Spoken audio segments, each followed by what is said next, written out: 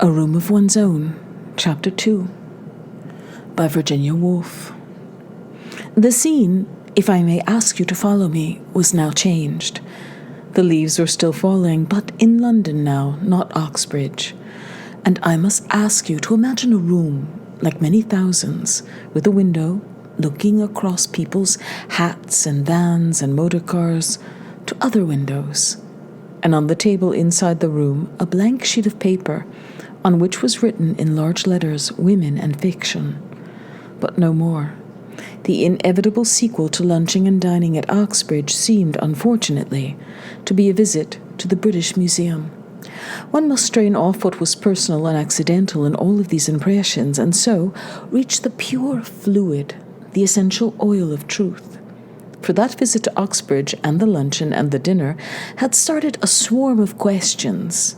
Why did men drink wine and women water? Why was one sex so prosperous and the other so poor? What effect has poverty on fiction? What conditions are necessary for the creation of works of art? 1,000 questions at once suggested themselves, but one needed answers, not questions. And an answer was only to be had by consulting the learned and unprejudiced, who had removed themselves above the strife of tongue and the confusion of body, and issued the result of their reasoning and research in books, which are to be found in the British Museum. If truth is not to be found on the shelves of the British Museum, where, I asked myself, picking up a notebook and pencil, is truth? Thus provided, thus confident and inquiring, I set out in the pursuit of truth. The day, though not actually wet, was dismal, and the streets in the neighbourhood of the museum were full of open coal holes, down which sacks were showering.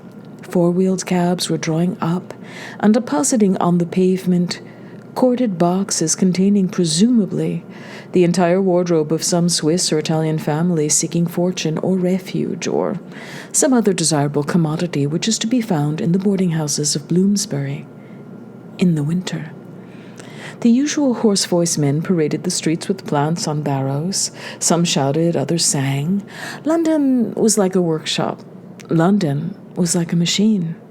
We were all being shot backwards and forwards on this plain foundation to make some pattern. The British Museum was another department of the factory.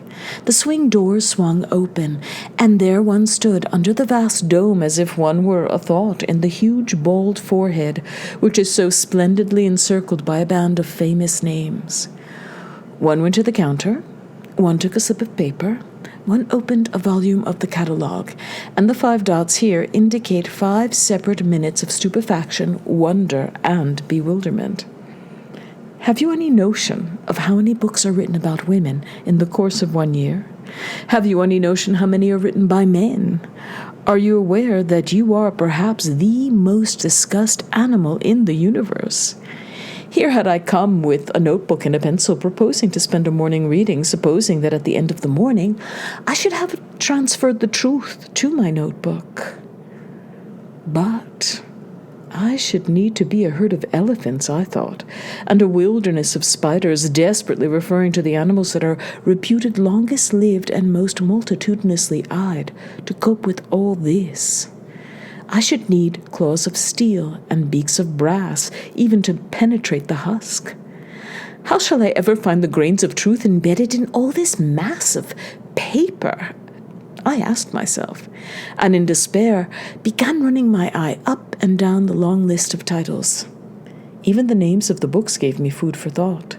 Sex and its nature might well attract doctors and biologists, but what was surprising and difficult of explanation was the fact that sex, woman that is to say, also attracts agreeable essayists, light-fingered novelists, young men who have taken the M.A. degree, men who have taken no degree, men who have no apparent qualification, save that they are not women. Some of these books were on the face of it frivolous and facetious, but many, on the other hand, were serious and prophetic, moral and hortatory. Merely to read the title suggests innumerable schoolmasters, innumerable clergymen mounting their platforms and pulpits and holding forth with loquacity, which far exceeded the hour usually allotted to such discourse on this one subject. It was a most strange phenomenon, and apparently, here I consulted the letter M, one confined to the male sex. Women do not write books about men, a fact that I could not help welcoming with relief, for if I had first to read all that men have written about women, and then all that women have written about men, the aloe that flowers once in 100 years would flower twice before I could set pen to paper. So, making a perfectly arbitrary choice of a dozen volumes or so, I sent my slips of paper to lie in the wire tray and waited in my stall among the other seekers for the essential oil of truth. What could be the reason, then, of this curious disparity, I wondered, drawing cartwheels on the slips of paper provided by the British taxpayer for other purposes? Why are women, judging from this catalogue, so much more interesting to men than men are to women? A very curious fact, it seemed, and my mind wandered to picture the lives of men who spend their time in writing books about women, whether they were old or young, married or unmarried, red-nosed or humpbacked. Anyhow, it was flattering, vaguely, to feel oneself the object of such attention, provided that it was not entirely bestowed by the crippled and the infirm. So I pondered, until all such frivolous thoughts were ended by an avalanche of books sliding down onto the desk in front of me. Now the trouble began. The student who has been trained in research at Oxbridge has no doubt some method of shepherding his questions past all distractions till it runs into his answer as a sheep runs into its pen. The student by my side, for instance, who was copying assiduously from a scientific manual, was, I felt sure, extracting pure nuggets of the essential ore every 10 minutes or so. His little grunts of satisfaction indicated so much, but if unfortunately one has no training in a university, the question, far from being shepherded to its pen, flies like a frightened flock, hither and thither, helter-skelter, pursued by a whole pack of hounds. Professors, schoolmasters, sociologists, clergymen, novelists, essayists, journalists, men who had no qualification, save that they were not women, chased my simple and single question: why are some women poor? Until it became 50 questions, until the 50 questions leapt frantically into midstream and were carried away. Every page in my notebook was scribbled over with notes.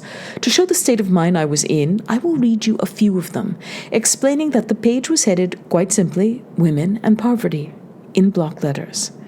But what followed was something like this: Condition in Middle Ages of, Habits in the Fiji Islands of, Worshipped as goddesses by, Weaker in moral sense than, Idealism of, Greater conscientiousness of, South Sea Islanders' age of puberty among, Attractiveness of, Offered as sacrifice to, Small size of brain of, Profounder subconsciousness of, Less hair on the body of, Mental, moral, and physical inferiority of, Love of children of, Greater length of life of, Weaker muscles of, Strength of affections of, Vanity of, Higher education of, Shakespeare opinion of, Lord Birkenhead's opinion of, Dean Ing's opinion of, Le Bruyere's opinion of, Dr. Johnson's opinion of, Mr. Oscar Browning's opinion of.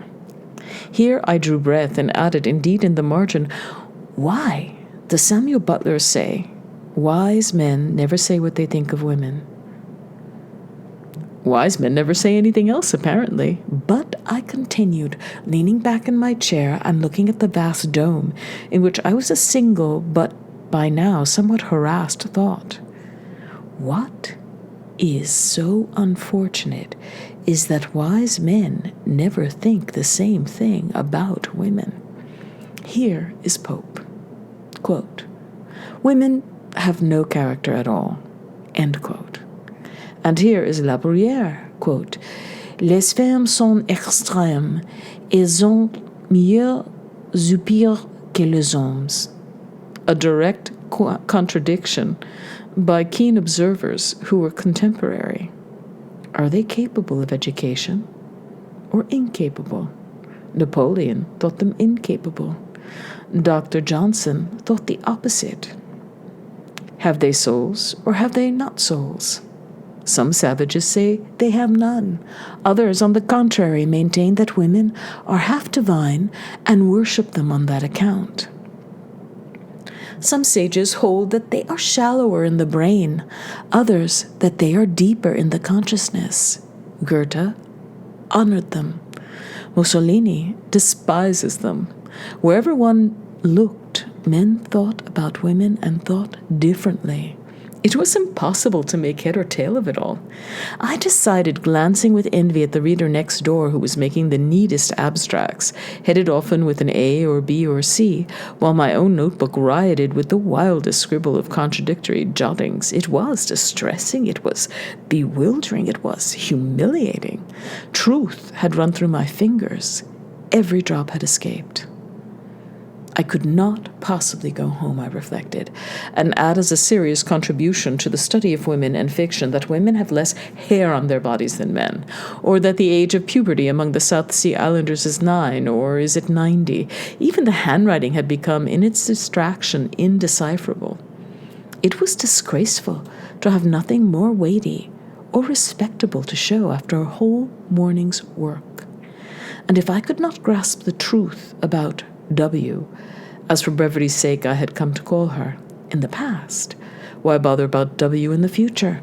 It seemed pure waste of time to consult all those gentlemen who specialize in woman and her effect on whatever it may be, politics, children, wages, morality, numerous and learned as they are. One might as well leave their books unopened. But while I pondered, I had unconsciously, in my listlessness, in my desperation, been drawing a picture where I should, like my neighbor, have been writing a conclusion. I had been drawing a face, a figure. It was the face and the figure of Professor von X, engaged in writing his monumental work entitled The Mental, Moral, and Physical Inferiority of the Female Sex. Footnote 2, a quote from Dr. Johnson. Men know that women are an overmatch for them, and therefore they choose the weakest or the most ignorant. If they did not think so, they could never be afraid of women knowing as much as themselves. End quote. In justice to the sex, I think it but candid to acknowledge that, in subsequent conversation, he told me that he was serious in what he said, Boswell, the Journal of a Tour to the Hebrides. Footnote number 3 comes from Fraser, Golden Bow. The ancient Germans believed that there was something holy in women, and accordingly consulted them as oracles. So, I had been drawing a figure, a face. It was the face and figure of Professor von X, engaged in writing his monumental work entitled The Mental, Moral, and Physical Inferiority of the Female Sex. He was not in my picture a man attractive to women. He was heavily built. He had a great jowl. To balance that, he had very small eyes. He was very red in the face. His expression suggested that he was laboring under some emotion that made him jab his pen on the paper as if he were killing some noxious insect as he wrote. But even when he had killed it, it did not satisfy him. He must go on killing it, and even so, some cause for anger and irritation remained. Could it be his wife, I asked, looking at my picture. Was she in love with the cavalry officer? Was the cavalry officer slim and elegant and dressed in astrakhan?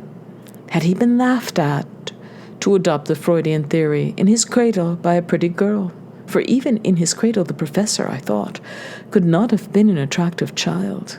Whatever the reason, the professor was made to look very angry and very ugly in my sketch, as he wrote his great book upon the mental, moral, and physical inferiority of women. Drawing pictures was an idle way of finishing an unprofitable morning's work.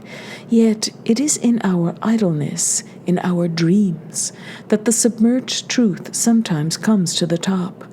A very elementary exercise in psychology, not to be dignified by the name of psychoanalysis, showed me, on looking at my notebook, that the sketch of the angry professor had been made in anger. Anger had snatched my pencil while I dreamt. But what was anger doing there? Interest, confusion, amusement, boredom, all these emotions I could trace and name as they succeeded each other throughout the morning. Had anger, the black snake, been lurking among them? Yes, said the sketch. Anger had. It had referred me unmistakably to the one book, to the one phrase which had roused the demon. It was the professor's statement about the mental, moral, and physical inferiority of women. My heart had leapt. My cheeks had burnt. I had flushed with anger. There was nothing specially remarkable, however foolish, in that. One does not like to be told that one is naturally the inferior of a little man, looking at the student next to me, who breathes hard, wears a ready-made tie, and has not shaved this fortnight. One has certain foolish vanities. It is only human nature, I reflected, and began drawing cartwheels and circles over the angry professor's face, till he looked like a burning bush or flaming comet. Anyhow, an apparition without human semblance or significance. The professor was nothing now but a faggot, burning on the top of Hampstead Heath. Soon my own anger was explained and done with. But curiosity remained. How explain the anger of the professors? Why were they angry? For when it came to analyzing the impression left by these books, there was always an element of heat. This heat took many forms. It showed itself in satire, in sentiment, in curiosity, in reprobation. But there was another element which was often present and could not immediately be identified. Anger, I called it. But it was anger that had gone underground and mixed itself with all kinds of other emotions. To judge from its odd effects, it was anger disguised and complex, not anger simple and open. Whatever the reason, all these books, I thought, surveying the pile on the desk, are worthless for my purposes. They were worthless scientifically, that is to say, though humanly they were full of instruction, interest, boredom, and very queer facts about the habits of the Fiji Islanders. They had been written in the red light of emotion, and not in the white light of truth. Therefore, they must be returned to the central desk and restored each to his own cell in the enormous honeycomb. All that I had retrieved from that morning's work had been the one fact of anger. The professors, I lumped them together thus, were angry. But why? I asked myself, having returned the books. Why? I repeated, standing under the colonnade among the pigeons and the prehistoric canoes. Why are they angry? And asking myself this question, I strolled off to find a place for luncheon. What is the real nature of what I call, for the moment, their anger? I asked. Here was a puzzle that would last all the time that it takes to be served with food in a small restaurant somewhere near the British Museum. Some previous luncher had left the lunch edition of the evening paper on a chair, and waiting to be served, I began idly reading the headlines. A ribbon of very large letters ran across the page. Somebody had made a big score in South Africa. Lesser ribbons announced that Sir Austen Chamberlain was at Geneva. A meat axe with human hair on it had been found in a cellar. Mr. Justice commented in the divorce courts upon the shamelessness of women. Sprinkled about the paper were other pieces of news. A film actress had been lowered from a peak in California and hung suspended in midair. The weather was going to be foggy. The most transient visitor to this planet, I thought, who picked up this paper could not fail to be aware, even from this scattered testimony, that England is under the rule of a patriarchy. Nobody in their senses could fail to detect the dominance of the professor. His was the power, and the money, and the influence. He was the proprietor of the paper and its editor and sub-editor. He was the foreign secretary and the judge. He was the cricketer. He owned the racehorses and the yachts. He was the director of the company that pays 200% to its shareholders. He left millions to charities and colleges that were ruled by himself. He suspended the film actress in midair. He will decide if the hair on the meat axe is human. He it is who will acquit or convict the murderer and hang him or let him go free. With the exception of the fog, he seemed to control everything. Yet he was angry. I knew that he was angry by this token. When I read what he wrote about women, I thought not of what he was saying, but of himself. When an arguer argues dispassionately, he thinks only of the argument, and the reader cannot help thinking of the argument too. If he had written dispassionately about women, had shown indisputable proofs to establish his argument, and had shown no trace of wishing that the result should be one thing rather than another, one would not have been angry either. One would have accepted the fact as one accepts the fact that a pea is green or a canary yellow. So be it, I should have said, but I had been angry because he was angry.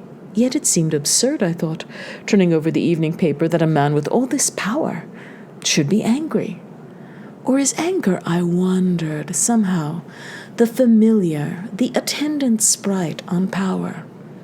Rich people, for example, are often angry because they suspect that the poor want to seize their wealth.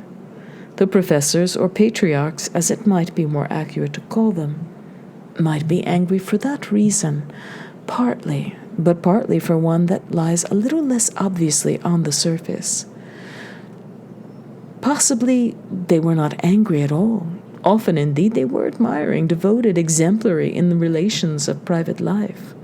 Possibly, when the professor insisted a little too emphatically upon the inferiority of women, he was concerned not with their inferiority, but with his own superiority.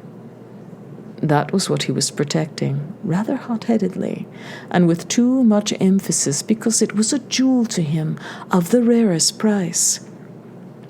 Life for both sexes, and I looked at them shouldering their way along the pavement, is arduous, difficult, a perpetual struggle. It calls for gigantic courage and strength. More than anything, perhaps, creatures of illusion as we are, it calls for confidence in oneself. Without self-confidence, we are as babes in the cradle. And how can we generate this imponderable quality, which is yet so invaluable, most quickly? By thinking that other people are inferior to oneself, by feeling that one has some innate superiority, it may be wealth, or rank, a straight nose, or the portrait of a grandfather by Romney, for there is no end to the pathetic devices of the human imagination over other people. Hence, the enormous importance to a patriarch who has to conquer, who has to rule, of feeling that great numbers of people, half the human race indeed, are by nature inferior to himself. It must indeed be one of the chief sources of his power, but let me turn the light of this observation on to real life, I thought. Does it help to explain that some of these psychological puzzles that one notes in the margin of daily life? Does it explain my astonishment of the other day when Z, most humane, most modest of men, taking up some book by Rebecca West and reading a passage in it, exclaimed, "The arrant feminist!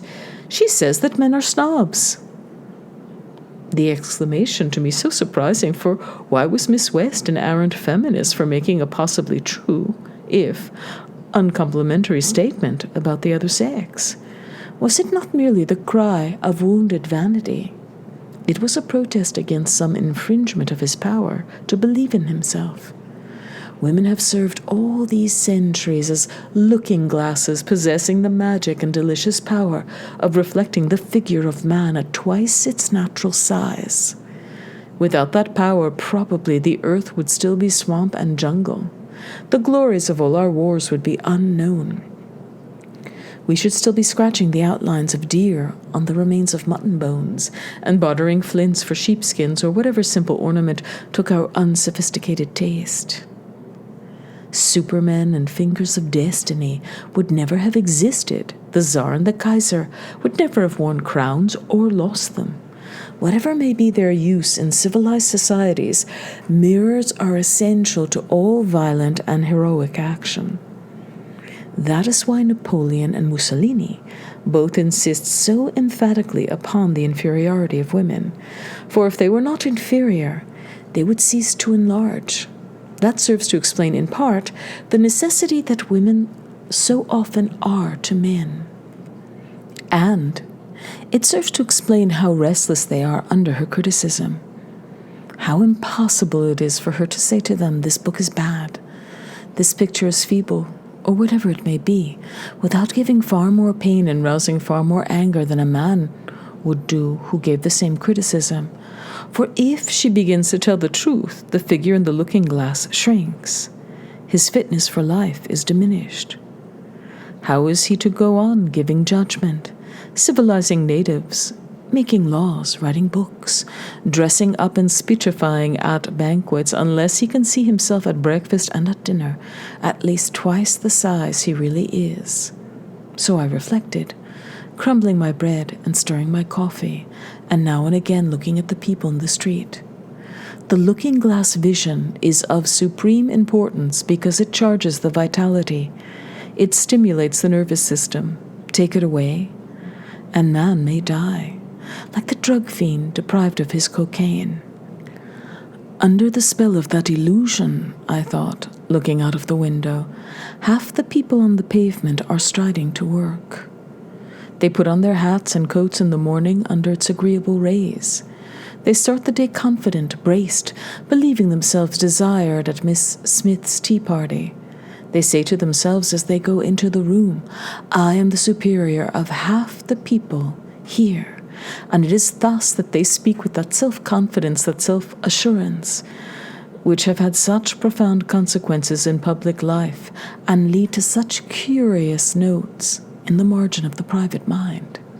But these contributions to the dangerous and fascinating subject of the psychology of the other sex, it is one I hope that you will investigate when you have 500 a year of your own, were interrupted by the necessity of paying the bill. It came to 5 shillings and 9 pence.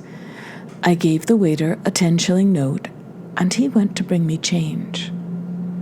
There was another 10-shilling note in my purse, I noticed, because it is a fact that still takes my breath away, the power of my purse to breed 10-shilling notes automatically. I open it, and there they are. Society gives me chicken and coffee, bed and lodging in return for a certain number of pieces of paper, which are left me by my aunt for no other reason than that I share her name. My aunt, Mary Baton, I must tell you, died by a fall from her horse when she was riding out to take the air in Bombay. The news of my legacy reached me one night about the same time that the act was passed that gave votes to women. A solicitor's letter fell into the postbox, and when I opened it, I found that she had left me £500 a year, forever.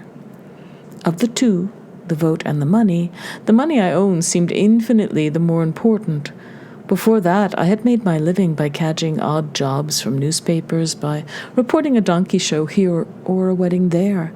I had earned a few pounds by addressing envelopes, reading to old ladies, making artificial flowers, teaching the alphabet to small children in a kindergarten. Such were the chief occupations that were open to women before 1918. I need not, I am afraid, describe in any detail the hardness of the work, for you know perhaps women who have done it, nor the difficulty of living on the money when it was earned, for you may have tried. But what still remains with me as a worse infliction than either was the poison of fear and bitterness which those days bred in me. To begin with, always to be doing work that one did not wish to do, and to do it like a slave, flattering and fawning, not always necessarily, perhaps, but it seemed necessary, and the stakes were too great to run risks.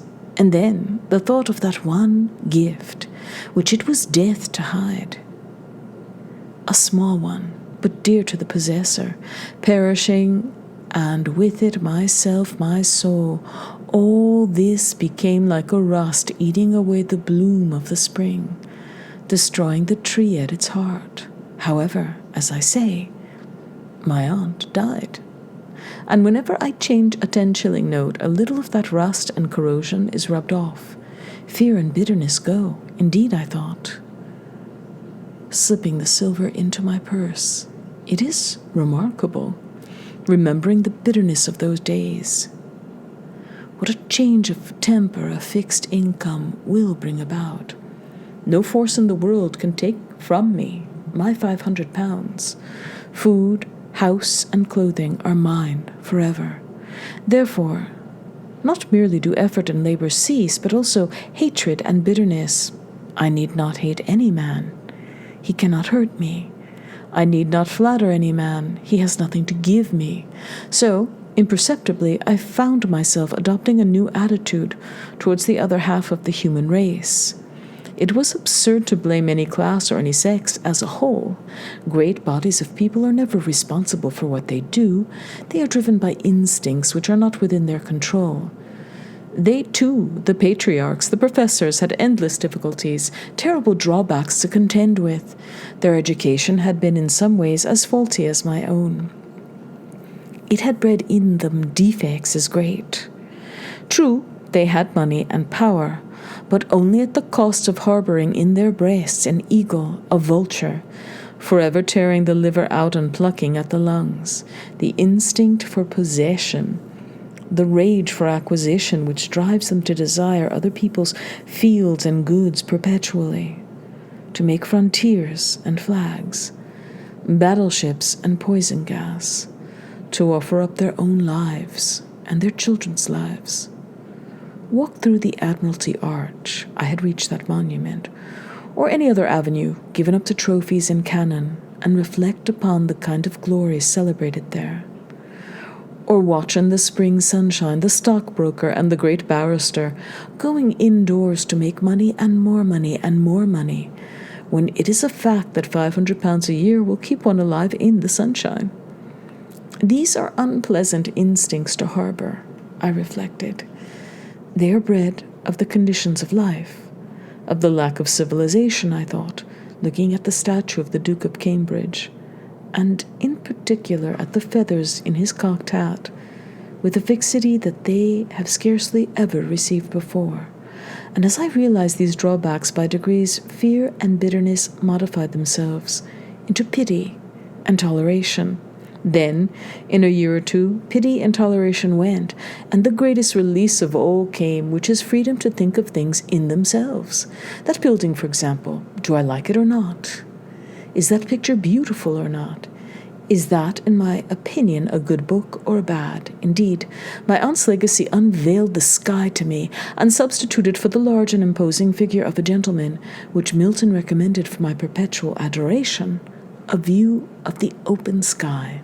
So, thinking, so speculating, I found my way back to my house by the river. Lamps were being lit, and an indescribable change had come over London since the morning hour. It was as if the great machine, after laboring all day, had made with our help a few yards of something very exciting and beautiful, a fiery fabric flashing with red eyes, a tawny monster, roaring with hot breath. Even the wind seemed flung like a flag as it lashed the houses and rattled the hoardings. In my little street, however, domesticity prevailed. The house painter was descending his ladder. The nursemaid was wheeling the perambulator carefully in and out, back to nursery tea. The coal heaver was folding his empty sacks on top of each other. The woman who keeps the greengrocer's shop was adding up the day's takings with her hands in red mittens. But so engrossed was I with the problem you have laid upon my shoulders that I could not see even these usual sights without referring them to one center. I thought how much harder it is now than it must have been even a century ago to say which of these employments is the higher, the more necessary. Is it better to be a coal heaver or a nursemaid?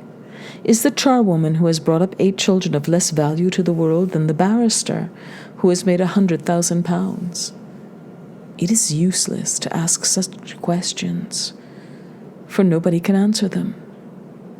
Not only do the comparative values of charwomen and lawyers rise and fall from decade to decade, but we have no rods with which to measure them, even as they are at the moment.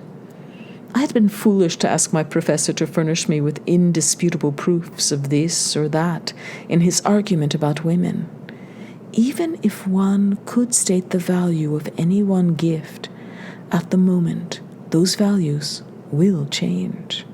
In a century's time, very possibly, they will have changed completely.